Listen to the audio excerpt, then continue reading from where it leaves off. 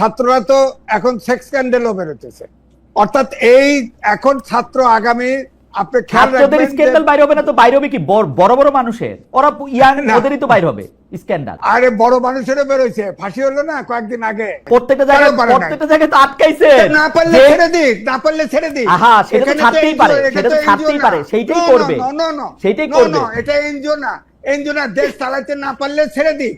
ছাইরাই দিবে রে ভাই, ধরে রাখবে না, ছাইরাই দিবে, ধরে রাখবে না, চেষ্টাটা তো করতে হবে। দিবে, এটা আপনার কাছে কানে কানে বলছে, কানে কানে না, প্রকাশ্যে কানে কানের কথা আমি শুনি না ভাই। না, একটু জনাব আজাদ মজুমদারের কাছে আসে। জনাব আজাদ মজুমদার, আমার কাছে মনে হয় কিন্তু যে ইউনূস গভর্নমেন্ট একটা খুবই, আমি কি বলবো, যে মানে এত বুদ্ধিমান গভর্নমেন্ট আর কখনো আসছে কিনা আমি জানি না, পুরোটা একটা চালাকিতে ভরা গভর্নমেন্ট। কেন আমি এই কথা বলতেছি, আপনি দেখেন যে বিএনপি নেতা ইশরাক হোসেনের মেয়র হওয়ার দাবিতে এখন আপনি দেখেন সাউথ ঢাকা সিটি কর্পোরেশন একটু অচল হয়ে রয়েছে। দীর্ঘদিন সরকার থেকে এটা ধোঁয়াশা রাখা হয়েছে। নির্বাচন কমিশন যখন অর্ডার দিছে তখন বলছে যে এটা একটা খারাপ আয়, তবে এই রায় দিয়ে আমরা এটা করবো কিনা সেটা নির্বাচন কমিশনে আপিল করে না। নির্বাচন কমিশন কিন্তু কখনো আপিল করে না। দুইটা জিনিস দেখেন, নির্বাচন কমিশন কিন্তু বেশিরভাগ সময় আপিল করে না। দুই হচ্ছে, সেই সময় আসিফ মাহমুদ সজীব ভাই বলছিলেন কি, আইন উপদেষ্টা ফিরে আসলে আমরা এটা নিয়ে সিদ্ধান্ত নেব। আইন উপদেষ্টা কি করলেন, ঠিক ওই সময় ছুটিতে গেলেন এবং ওই ছুটি কাটায় ফিরে আসলেন যখন, তখন আর ইশরাক সাহেবের আসলে আর ইয়া শেষ, কি বলে জানি, টাইম শেষ, এখন আর শপথ পড়ানোর দরকার নাই। 2 সপ্তাহের মতো টাইম ওই নির্দেশ পাওয়ার আগেও এটা পড়ানো যাইতো, প্রতীকীভাবে উনি মেয়র হইতেন। এটাকে বুদ্ধিমান, মানে আমি এটাকে কি বলবো, চালাকি কইরা এটা ঠেকানো হইলো। এইটা কেন করা হইতেছে এবং খুব নিজের এই স্মার্ট মনে করা হইলো, খুব বুদ্ধির কাজ করলেন জনাব আসিফ মাহমুদ সজীব ভাই, যে আইন উপদেষ্টা আসলে উনারা এটা নিয়ে পড়লে আমরা এটা শপথ পড়াবো, এবং তিনি এটা বন্ধ করে রাখলেন। এই চালাকিটার জবাব যখন আপনাদের দিতে হবে, আপনারা কিভাবে এটা দিবেন, মানে এইটা যদি একটু বলেন জনাব আজাদ মজুমদার, এবং এই চালাকি নিয়ে আপনারা প্রাউড কিনা, যে না খুব চালাকি করে সেটা। ধন্যবাদ আপনাকে। এটা কোনো চালাকি না, আপনি এটা একটা প্রসেস। ওনারা মনে করেছে যে এই প্রসেসটা রাইট, এই প্রসেসটা ফলো করা দরকার, এবং এই প্রসেসটা অনুযায়ী ওনারা কাজ করার চেষ্টা করেছেন। জনাব ইশরাক হোসেন উনি যদি মনে করতেন যে এই প্রসেসটা রাইট না, উনি তো আদালতে যেতে পারতেন আবার, যে ওনার যদি মনে হতো যে না সরকার ওনাকে ওনার ডিউ যেটা প্রাপ্য সেটা দিচ্ছে না। যেটুকু আমি আজকে আপনার সাথে আসার আগেও আমি এই বিষয়টা নিয়ে আমি জনাব আসিফ মাহমুদ সজীব ভাইয়ের সাথে কথা বলেছি। ওনার কাছ থেকে আমি যতটুকু জেনেছি, উনি বলেছেন যে এটা একটা সাবজুডিস ম্যাটার ছিল। ওনাকে যখন আদালত থেকে বলা হলো, আড়ালের কথা তো আমরা শুনতে পারবো না।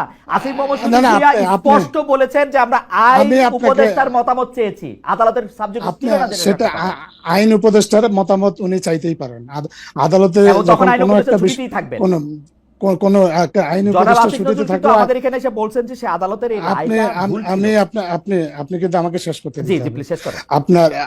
আপনার যখন বিষয়টা সাবজুডিস ছিল, একটা বিষয় যখন সাবজুডিস থাকে তখন তো আইন উপদেষ্টারই মতামত চাইবে। এই বিষয়ে নিশ্চয়ই ক্রীড়া উপদেষ্টা বা অন্য কোনো সংস্কৃতি উপদেষ্টার মতামত চাইবে না। সো সাবজুডিস ম্যাটারে আইন উপদেষ্টার মতামত চাইবেন স্থানীয় সরকার উপদেষ্টা, এটা খুবই একটা স্বাভাবিক বিষয়। আপনার আদালত থেকে যখন আপনার আজাদ মজুমদার, আমি আপনার কথা, আপনি কথা একদম নিরিবিলি বলেন, আমারও কথা বলে গলা ব্যথা করতেছে আজকে।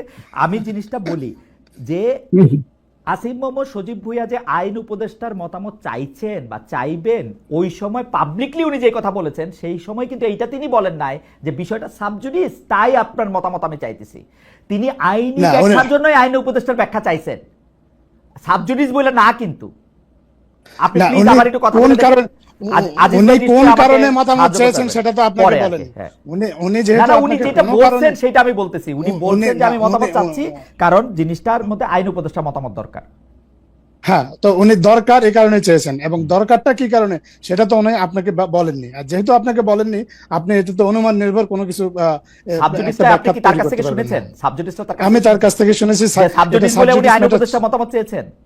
অবশ্যই যখন সরকারের একটা বিষয়ে যখন আদালতে যায়, তখন সরকার এই বিষয়ে আইনি পদক্ষেপ কি হতে পারে, আদালতের পদক্ষেপ ছিল না জনাব আজাদ মজুমদার। তিনি তাহলে আপনি আবার একটু আসিফ মাহমুদ সজীব ভুইয়াকে বলেন, আদালতে পেন্ডিং ছিল, এটাতে তো আপিল করা হয়েছিল। আপিল করার কারণে উনি আইনি উপদেষ্টার মতামত জন্য অপেক্ষা করছিলেন।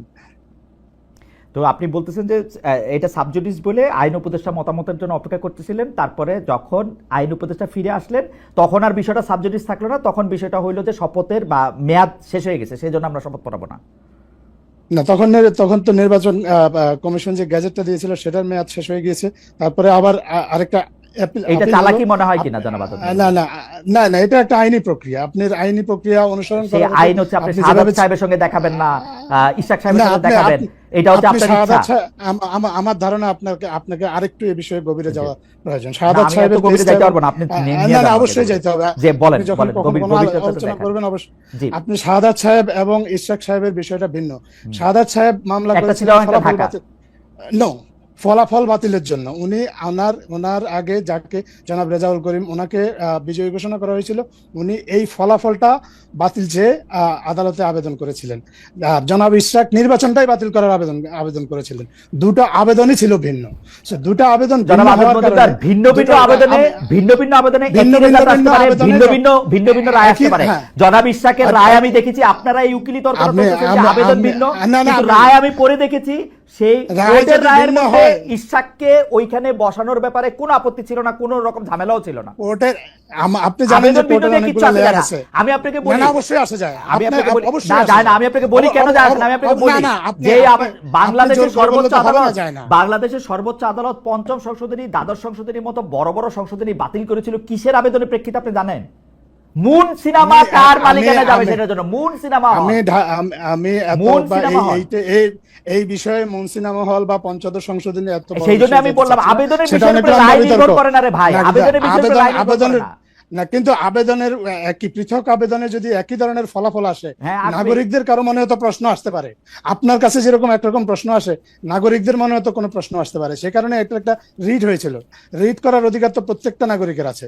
আপনার এখন যখন রিট হয়েছে, তখন রিটের মীমাংসা পর্যন্ত তো আপনাকে অপেক্ষা করতে হবে। সো আপনি একটা আইনি প্রক্রিয়াকে আপনি যখন চালাকি বলেন, তাহলে তো আর কেউ কখনো কোনো বিষয়ে আইনের আশ্রয় নিতে পারবে না, আইনের ব্যাখ্যাও চাইতে পারবে না। আইনের আমার মনে আপনি ঠিকই বলছেন, আমার মনে আপনি ঠিকই বলছেন, যেহেতু এটা আইনের ব্যাপার ছিল বলে আপনারা ভিউ নিছেন এবং এটা বলছেন, সেটার মধ্যে কোনো চালাকি ছিল না, সেই কথা আমি মেনে নিলাম।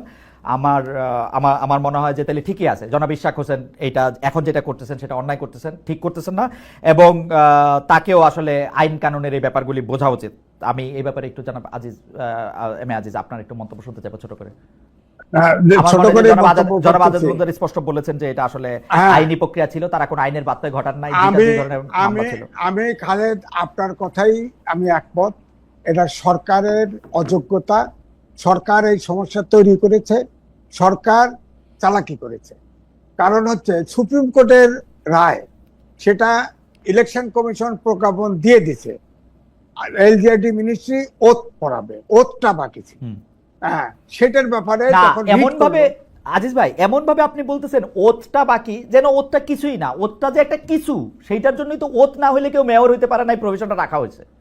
আচ্ছা ঠিক আছে, আপনি সরকার, আমি চালাকি করি, আমি প্রেসিডেন্ট রাষ্ট্রপতি ওই ওথ অনুষ্ঠানে, অন্তর্বর্তীকালীন সরকারের ওথ অনুষ্ঠানে ছিলাম। সেখানে তো ওথ নিয়েছে এই চুপ্পু সাহেবের কাছে যে সংবিধান সম্মত রাখার, সংবিধান সম্মত রাখার জন্য ওথ নিয়েছে। সেই সংবিধান সংস্কার করে কিভাবে?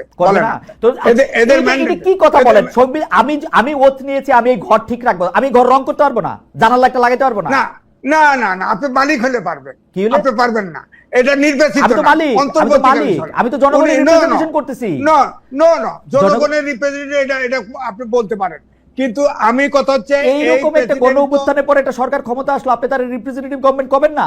রিপ্রেজেন্টেটিভ গভর্নমেন্ট বাংলাদেশের বর্তমান সংবিধান অনুসারে রিপ্রেজেন্টেশনের বাইরে একদিনও কেউ থাকতে পারে না রে ভাই, তারা তো তাহলে আপনি শোনেন, আমার চাইতে আইনের জ্ঞান আপনার কাছে বেশি আছে। আমি আপনাকে প্রশ্ন করি, আপনি ডক্টর মোহাম্মদ ইউনূস, তিনি 6 মাসের জেল ছিল, তার বিরুদ্ধে দুর্নীতির মামলা ছিল, তিনি কি নৈতিক কারণে সরকার প্রধান হতে পারে? তার বিরুদ্ধে খুবই প্রাথমিক অবস্থায় তার ওনার যে কোর্টে মামলা ছিল তার উপরে আরো 3টা কোর্ট আছে ভাই। এরকম মামলা আমার আপনার বিরুদ্ধেও এখন একসাথে থাকতে পারে।